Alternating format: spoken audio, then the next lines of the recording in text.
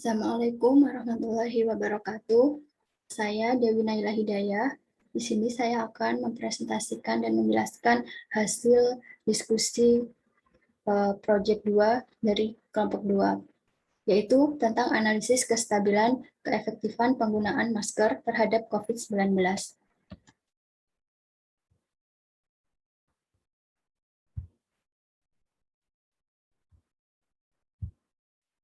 Sebelumnya saya akan menjelaskan garis besar presentasi pada kali ini, yaitu yang pertama pendahuluan, kemudian menjelaskan formulasi dan model analisis, selanjutnya akan dicari titik equilibrium dan bilangan reproduksi dasar, kemudian akan dilakukan analisis kestabilan, dan yang terakhir akan dilakukan simulasi numerik. Nah, apa itu corona? Corona merupakan salah satu penyakit yang saat ini sedang marak, yaitu corona disebabkan oleh virus novel coronavirus SARS-CoV-2. Dan kapan terjadinya awal corona ini? Nah, awal terjadinya yaitu di Wuhan, Cina. Nah, corona ini masuk ke Indonesia pada awal Maret tahun lalu, tahun 2020 lalu, yaitu di mana kasus pertama ditemukan di Jakarta. Kemudian pemerintah di Indonesia melakukan banyak program untuk meminimalisir penyebaran COVID-19 ini. Nah, salah satu yang digencarkan yaitu dengan penerapan 5M. Salah satunya adalah dengan menggunakan masker. Nah, tujuan dalam analisis kali ini itu untuk apa?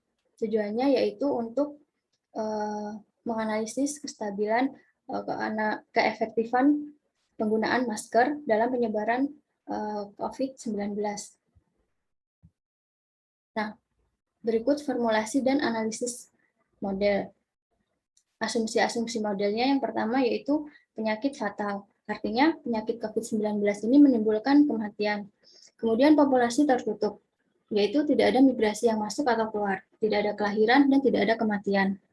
Kemudian yang ketiga, individu yang menggunakan masker itu didefinisikan merupakan individu yang menggunakan masker ketika beraktivitas di luar rumah. Sedangkan individu yang tidak menggunakan masker adalah individu yang tidak menggunakan masker ketika beraktivitas di luar rumah. Selanjutnya yang kelima, individu yang sembuh mempunyai kekebalan terhadap virus COVID-19. Artinya jika seseorang sudah sembuh terhadap virus COVID-19 ini, maka dia sudah mempunyai imun yang kuat, sehingga sangat kecil kemungkinan atau bahkan tidak akan terkena COVID-19 ini lagi, tidak akan terpapar. Kemudian yang keenam, laju infeksi penularan yang menggunakan masker itu lebih kecil dari laju infeksi penularan yang tidak menggunakan masker. Dalam hal ini beta 1 kurang dari beta 2. Nah, jelas karena untuk yang menggunakan masker tentunya akan lebih terlindungi dari virus daripada yang tidak menggunakan masker. Selanjutnya yang ketujuh, laju kenaikan jumlah individu yang sembuh itu sebanding dengan jumlah individu dari individu yang terinfeksi dan menularkan. Kemudian yang kedelapan, jumlah individu yang menggunakan masker akan berkurang ketika individu tersebut tidak menggunakan masker ketika beraktivitas di luar rumah dan ada interaksi dengan individu yang tidak menggunakan masker. Begitu pula individu yang tidak menggunakan masker akan berkurang ketika individu tersebut menggunakan masker ketika beraktivitas di luar rumah dan berinteraksi dengan individu yang menggunakan masker. Nah, kemudian dibentuk variabel, simbol, dan parameter yang digunakan dalam pemodelan kali ini. Yaitu yang pertama, SM menyatakan jumlah individu rentan yang menggunakan masker. Kemudian S, jumlah individu rentan yang tidak menggunakan masker. Imax merupakan jumlah individu maksimum yang terinfeksi. Kemudian I merupakan jumlah individu terinfeksi dan menularkan. Kemudian, mohon maaf ini ada yang kurang, jumlah individu yang sembuh itu disimbolkan dengan R. Kemudian delta merupakan laju orang yang sembuh dari yang awalnya terinfeksi menjadi sembuh. Kemudian CS merupakan laju orang yang menggunakan masker untuk tidak menggunakan masker. Kemudian CSM merupakan laju orang yang tidak menggunakan masker jadi menggunakan masker. Kemudian D ini merupakan laju kematian karena penyakit. Kemudian beta 1, laju penularan atau kontak SM dengan I. Kemudian beta 2, laju penularan atau kontak S dengan I. Nah, dari asumsi-asumsi dan variabel parameter yang sudah dijelaskan sebelumnya, dapat dibentuk diagram transfer sebagai berikut. Ini merupakan SM jumlah individu yang menggunakan masker, ini yang S ini tidak menggunakan masker, kemudian yang I adalah individu yang terinfeksi, dan R merupakan individu yang sembuh. Nah, di sini model ini merupakan menggunakan juga model logistik, yaitu SM ini tentunya akan menjadi ke I ini akan lebih sedikit daripada yang S, karena dia menggunakan masker. Tentunya laju penularannya yang menjadi terinfeksi akan semakin sedikit, sehingga di sini SM berkurang dengan laju beta 1 SMI dikali 1 kurang I per Imax. Kemudian yang S berkurang karena beta 2 SI. Ini adalah berkurang karena kematian alami, dan ini berkurang karena berubah menjadi sembuh. Nah, dari diagram transfer ini diperoleh model matematika sebagai berikut, yang dinyatakan dalam persamaan diferensial. DSDT itu CSSM kurang CSMS kurang beta 2 SI. Kemudian ini mohon maaf salah, ini seharusnya DSMDT itu CSMS kurang CSSM kurang beta 1 SMI dikali 1 kurang I per Imax. Kemudian DI-DT-nya beta 1 SMI dikali 1 min 1 dikurang I per Imax ditambah beta 2 SI kurang delta I kurang DI. Kemudian DRDT-nya delta I. Nah, selanjutnya akan dicari titik equilibrium. Di sini akan dicari titik equilibrium bebas penyakit dan titik equilibrium endemik atau titik equilibrium eksistensi penyakit. Nah, untuk lebih jelasnya dari paper yang kami buat, yaitu sebagai berikut. Titik equilibrium bebas penyakit merupakan titik equilibrium ketika tidak ada penyakit di dalam populasi. Artinya untuk variabel I itu sama dengan 0. Setelah dievaluasi untuk I sama dengan 0, diperoleh persamaan 2 dan 3. Sehingga didapatkan S sama dengan K si S dan SM sama dengan K si SM untuk 1K anggota bilangan real. Selanjutnya diperhatikan persamaan keempat tadi pada model yang kita bentuk, yaitu DRDT-nya sama dengan delta I. Nah, untuk I-nya 0 diperoleh DR sama dengan 0 DT. Dengan mengintegralkan kedua ruas diperoleh R sama dengan konstan, dengan C merupakan konstanta sebarang. Kemudian karena berdasarkan asumsi bahwa populasi tertutup dan total populasi itu konstan, artinya kan S, semua jumlah total populasi itu S plus SM plus I plus R itu sama dengan N. Sehingga R itu dapat dicari melalui N dikurang SM dikurang I. Sehingga kami untuk mencari titik equilibrium dan kestabilannya, variabel R itu dapat diabaikan. Sehingga titik equilibrium bebas penyakitnya diperoleh sebagai berikut. E0 bar yaitu KCS, KCSM 0. Untuk selanjutnya akan dicari titik equilibrium eksistensi penyakit. Nah, untuk mencari titik equilibrium eksistensi penyakit, maka artinya kebalikan dari yang bebas penyakit tadi, yaitu akan dievaluasi untuk I tidak sama dengan 0. Nah, diperhatikan pada persamaan ketiga, model yang awal tadi diperoleh persamaan 6 seperti berikut. Karena I tidak sama dengan 0, kita jabarkan, kemudian diperoleh I seperti pada persamaan 7. Kemudian disubstitusi pada persamaan keempat diperoleh seperti persamaan ke-8 ini. Nah, dari sini dibagi menjadi dua kasus, yaitu ketika SM-nya sama dengan delta plus D kurang beta 2S per beta 1, atau S sama dengan delta plus D dikurang beta 1 SM per beta 2. Nah, untuk kasus 1 itu diperoleh setelah dijabarkan dan diturunkan, kita memperoleh titik equilibrium pertama, titik equilibrium endemik yang pertama, yaitu E1 bar. Seperti pada persamaan 14 ini. Dengan S star dan SM star-nya sebagai berikut. Kemudian pada kasus 2, kita juga dilakukan cara yang sama. Setelah dijabarkan, akan diperoleh titik equilibrium endemik yang kedua, yaitu E2 bar, seperti pada persamaan 18, dengan S double star dan SM double star-nya sebagai berikut. Nah, selanjutnya akan dicari bilangan reproduksi dasar. Apa itu bilangan reproduksi dasar? Bilangan reproduksi dasar itu merupakan jumlah infeksi sekunder yang terjadi karena satu infeksi primer pada populasi yang seluruhnya rentan. Nah, untuk mencari bilangan reproduksi dasar ini ada beberapa metode. Salah satunya yaitu pendekatan operator generasi berikutnya. Nah, mula-mula kita model penyebaran COVID-19 itu dibagi menjadi 3 kasus, yaitu misalkan X menyatakan subpopulasi yang terinfeksi, kemudian dia menyatakan subpopulasi yang terinfeksi tapi tidak menularkan, dan Z menyatakan subpopulasi yang terjangkit dan menularkan. Nah, kemudian didefinisikan fungsi FGH dalam X, Y, Z sebagai berikut. Kemudian H diturunkan terhadap Z, diperoleh seperti ini.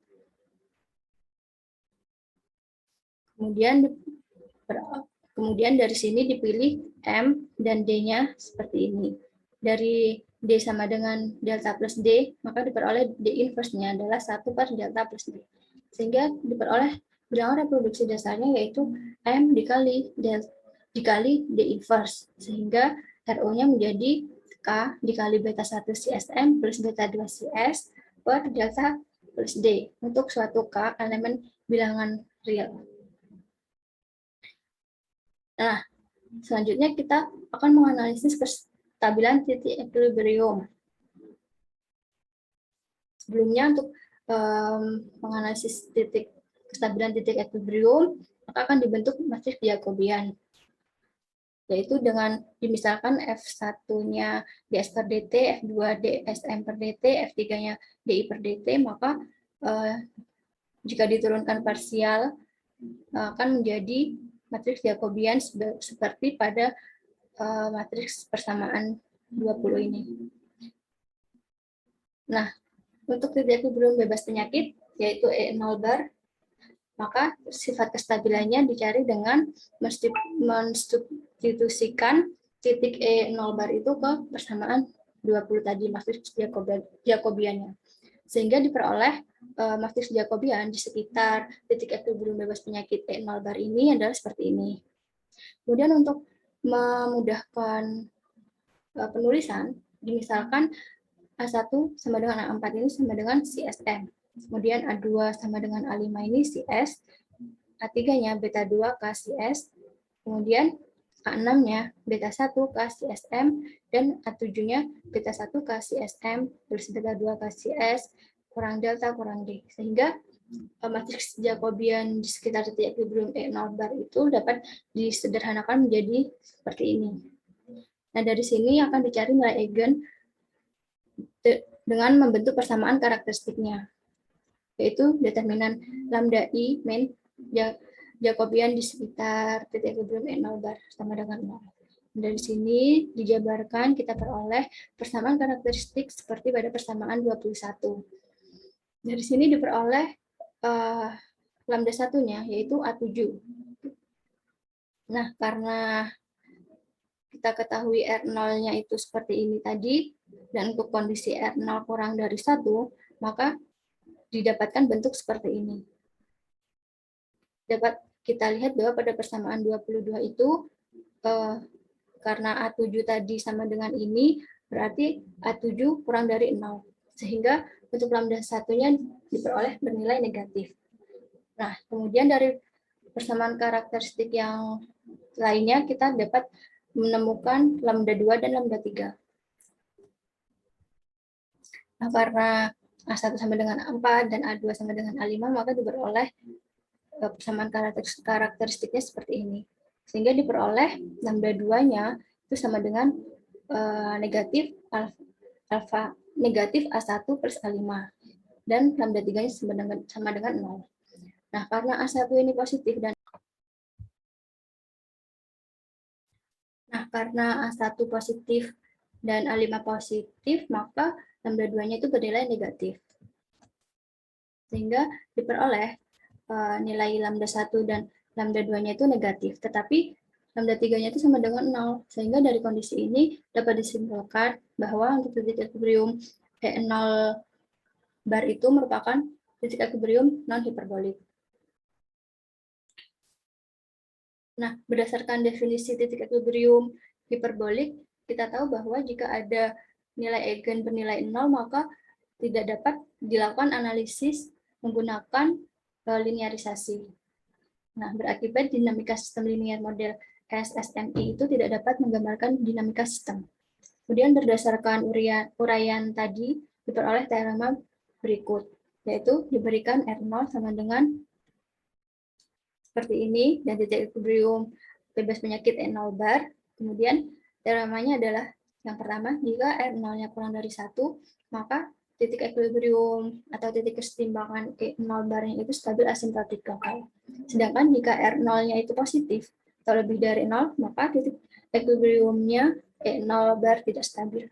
Nah, kemudian akan diselidiki analisis kestabilan untuk titik ekuilibrium eksistensi penyakit atau endemik yang ada dua, yaitu E1 bar dan E2 bar. Nah, sini untuk titik ekuilibrium eksistensi penyakit. Kita tahu tadi titik ekuilibrium eksistensi penyakit yang pertama itu E1 bar seperti ini dan E2 bar seperti ini. Nah, karena kita mempunyai R0 tadi seperti ini, maka disubstitusikan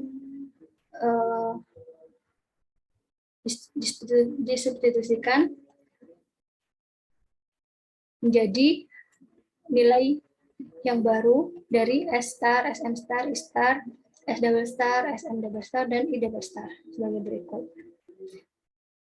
Dapat dilihat bahwa S star dan SM star ini dalam bentuk R0. Kemudian I star-nya sama dengan 0. Kemudian S double star dan SM double star ini juga dalam R0. Dan I double star-nya itu menjadi 0. Kemudian akan sedikit sifat kestabilan lokal eksistensi penyakit dengan linearisasi di sekitar titik ekuilibrium E1 bar dan E2 bar. Nah, yang pertama, untuk kestabilan titik ekuilibrium E1 bar, yaitu mensubstitusikan titik E1 bar ke persamaan Jacobian pada persamaan 20 tadi diperoleh matriks Jacobian di sekitar titik ekuilibrium E1 bar sebagai berikut. Sama dengan yang tadi, untuk menyederhanakan penulisan, kita misalkan A1 sama dengan A4 sama dengan CSM, dan A2 sama dengan A5 sama dengan CS. Nah, di sini bedanya, di sini B1 sama dengan ini beta 2 kasih S per R0, kemudian beta 2-nya seperti ini, dan beta 3-nya seperti ini. Sehingga matriks Jacobiannya dapat disederhanakan. Kemudian kita mencari nilai eigen dengan membentuk persamaan karakteristiknya, yaitu determinan lambda I dikurang Jacobian di sekitar titik ekuilibrium E1 bar sama dengan 0. Kemudian kita uraikan, kita peroleh persamaan karakteristik seperti pada persamaan 25. Nah, dari sini diperoleh lambda 1-nya sama dengan B3. Dengan B3 tadi seperti yang kita misalkan sebelumnya. Nah, kita jabarkan, kita uraikan, diperoleh lambda 1-nya itu sama dengan 0. Selanjutnya, dari persamaan karakteristik yang lainnya, kita dapat mendapatkan lambda 2 dan lambda 3. Nah, di sini yang bersama, karena A1 positif dan A5 positif, maka lambda 2-nya negatif. Nah, tapi walaupun lambda 2-nya negatif, lambda 1 dan lambda 3-nya itu bernilai 0, sehingga sama dengan yang tadi dapat disimpulkan bahwa titik ekuilibrium E1 bar merupakan titik ekuilibrium non-hiperbolik. Nah, kemudian akan diselidiki pula sifat kestabilan dari titik ekuilibrium E2 bar. Analog dengan yang E1 bar tadi, caranya dan langkah-langkahnya bersama, kita peroleh lambda 1 dan lambda 3-nya itu sama dengan 0, dan lambda 2-nya kurang dari 0. Jadi nilai eigen titik ekuilibrium E1 bar dan E2 bar itu ternyata sama, yaitu ada nolnya. Sehingga titik ekuilibrium E1, E2 bar juga merupakan non-hiperbolik. Nah, dari sini diperoleh titik ekuilibrium E1 bar dan E2 bar itu titik ekuilibrium yang non-hiperbolik. Sehingga analisis kestabilannya itu tidak secara analitik tuh tidak dapat dilakukan dengan menggunakan metode linearisasi. Sehingga kami untuk melihat kestabilannya ini akan melakukan simulasi numerik. Berikut adalah simulasi numeriknya. Yang pertama akan disimulasikan untuk R0 kurang dari 1, yaitu dengan memberikan syarat awal sebagai berikut. S0-nya sama dengan 1000, SM 0-nya sama dengan 2000, I0 10, R0 sama 200, kemudian parameter-parameternya CS 0,5, CSM 0,2, beta 1 seperti ini, beta 2 seperti ini, kemudian deltanya 0,01 dan D-nya 0,1. Menggunakan program menggunakan program MATLAB diperoleh grafik seperti ini.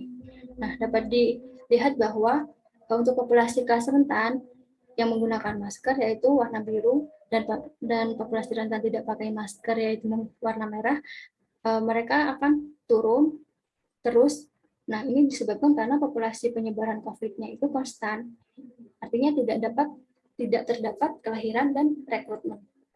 Nah, sementara itu dapat dilihat bahwa populasi yang terinfeksi itu yang ini pada mulanya akan naik dan kemudian turun terus. Nah, ini naiknya ini disebabkan karena adanya kontak atau interaksi antara populasi yang menggunakan masker dan yang tidak menggunakan masker. Sehingga populasi yang menggunakan masker dan tidak menggunakan masker itu menjadi terinfeksi dan mencapai puncak infeksinya pada sekitar hari ke-10. Kemudian populasi terinfeksi itu turun karena populasi yang menggunakan masker dan tidak menggunakan masker semakin sedikit. Artinya kemudian populasi yang sembuh akan selalu naik karena populasi yang sembuh tidak ada angka kematian. Nah, dari grafik ini juga disimpulkan bahwa berdasarkan syarat awal dan nilai parameter yang dipilih tadi, ini akan menjadi bebas penyakit atau ini akan menuju nol sekitar setelah 60 hari. Nah, kemudian akan disimulasikan untuk R0-nya lebih dari 1, yaitu dengan mengambil syarat awal sebagai berikut. Dan parameter-parameternya seperti ini. Menggunakan program MATLAB diperoleh grafik sebagai berikut. Dapat kita ketahui pula bahwa populasi yang rentan tidak pakai masker dan menggunakan masker juga tetap akan turun. Ini dikarenakan tidak ada kelahiran dan rekrutmen, kemudian karena adanya interaksi antara populasi menggunakan masker dan yang tidak menggunakan masker dengan populasi yang terinfeksi. Kemudian populasi yang terinfeksi itu mula-mula akan naik, kemudian lama-lama dia akan turun. Nah, menurunnya populasi yang terinfeksi ini itu dikarenakan populasi yang terinfeksi ini mulai sembuh, sehingga populasi yang sembuh ini juga semakin banyak. Seperti itu.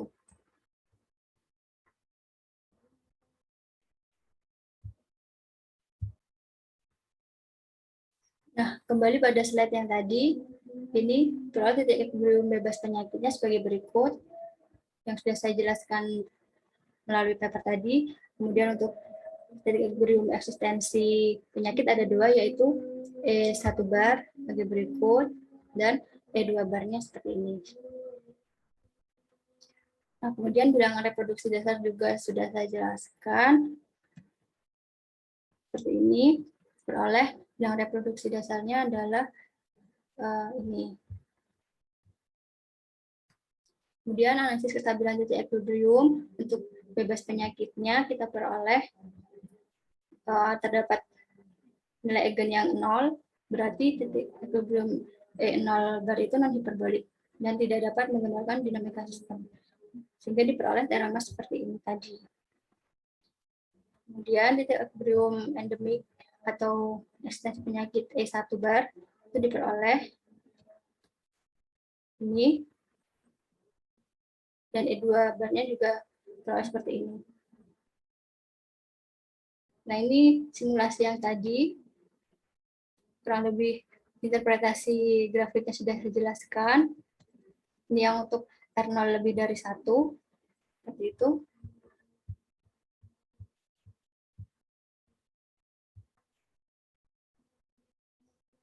Nah, selanjutnya permasalahan terbuka yang dapat dikembangkan dari permasalahan ini adalah ketika kita mengubah asumsinya, yaitu individu yang sembuh belum tentu kebal terhadap COVID-19, karena nyatanya walaupun sudah sembuh dari COVID-19, orang-orang itu akan tetap mempunyai kemungkinan untuk terpapar lagi, seperti itu.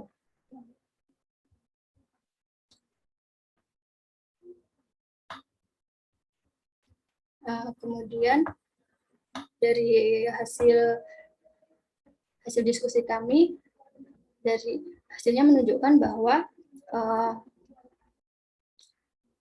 penggunaan masker itu efektif untuk mengurangi jumlah yang terinfeksi, seperti itu.